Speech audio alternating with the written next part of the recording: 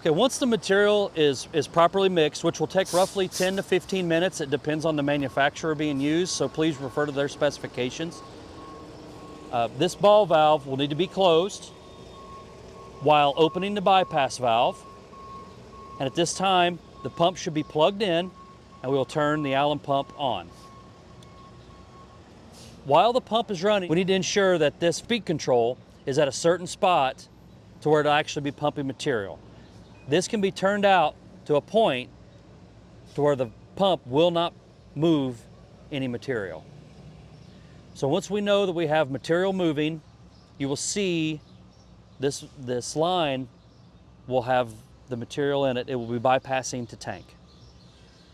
Once we have good material flow, close the bypass valve momentarily so we can see the pressure on the gauge. The Alum pump should produce pressure rather rapidly. Once we know we have good material flow and pressure, this valve can be opened to introduce the material to the material line.